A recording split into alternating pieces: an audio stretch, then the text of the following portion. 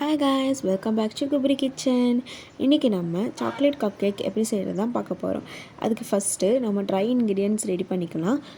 1 cup மைதா, 1/4 cup cocoa powder, baking powder 2 teaspoon, baking soda 1 டீஸ்பூன்னு. இப்போ இது எல்லாமே சேர்த்து நல்லா சலித்து எடுத்துக்கோங்க. அப்போ தான் நம்ம பண்ணுற கேக் எந்த ஒரு டேமேஜும் ஆகாமல் இருக்கும். இல்லாட்டி நீங்கள் சலிக்காமல் சேர்த்திங்கன்னா கட்டி கட்டியாக அது உங்களுக்கு நல்லா கேக் பேக் ஆகாது. அவ்வளோதான், நம்ம ட்ரை இன்க்ரீடியன்ட்ஸ் ரெடி ஆயிடுச்சு. இதை நல்லா சலித்து மட்டும் மிக்ஸ் பண்ணி வச்சுக்கோங்க.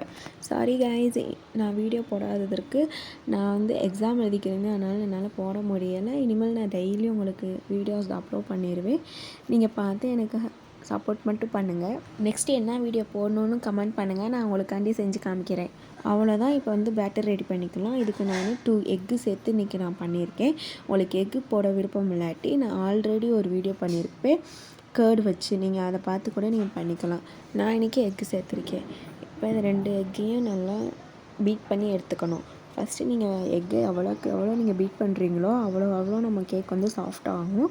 அதனால நீங்கள் எக்கு மட்டும் நல்லா பீட் பண்ணிக்கோங்க.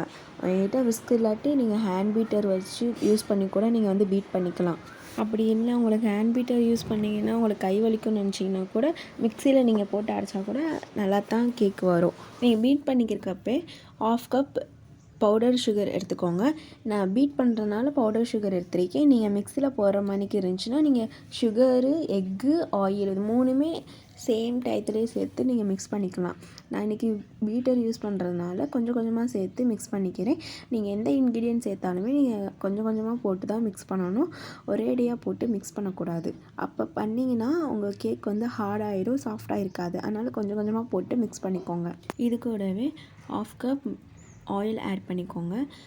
நீங்கள் ஆட் பண்ணிட்டு 3யுமே நல்லா மிக்ஸ் பண்ணணும். நீங்கள் நல்லா மிக்ஸ் பண்ணால் மட்டும்தான் கேக் நல்லா வரும்.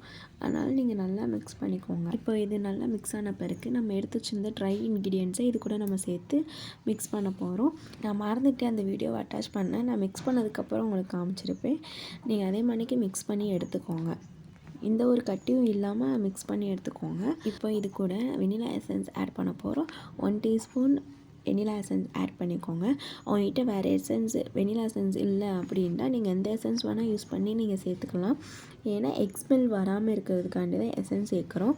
நீங்கள் அதை சேர்க்கலாட்டி கொஞ்சம் எக்ஸ்மெல் வரும். அதனால தான் நீங்கள் ஏதாவது ஒரு எசன்ஸ் சேர்த்திங்கன்னா உங்களுக்கு எக்ஸ்மெல் இல்லாமல் பர்ஃபெக்டாக இருக்கும் கேக்கு. இப்போ நான் இன்றைக்கி ஓடிஜியில் நான் செய்கிறேன். அதை நீங்கள் ப்ரீஹீட் பண்ணணும். 180 டிகிரி செல்சியஸ்க்கு 10 மினிட்ஸ் நீங்கள் ப்ரீஹீட் மட்டும் பண்ணிக்கோங்க. உங்களுக்கு ஈஸி மெத்தட் சொல்கிறேன். உங்கள்கிட்ட கப் கேக் மோல்டு இல்லைன்னா நீங்கள் டீ கப் இருக்கும்ல, அதை எடுத்து நீங்கள் இந்த மாதிரி கூட வச்சு கேக் பேக் பண்ணி எடுத்துக்கலாம்.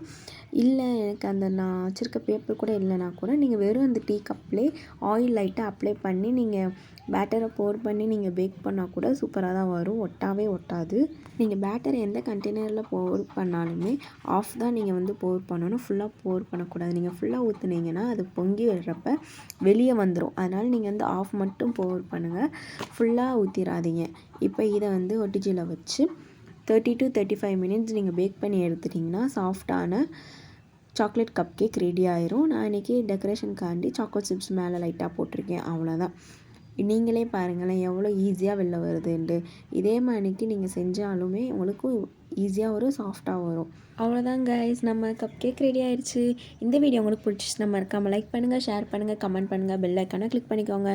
See you back in next video. Bye guys.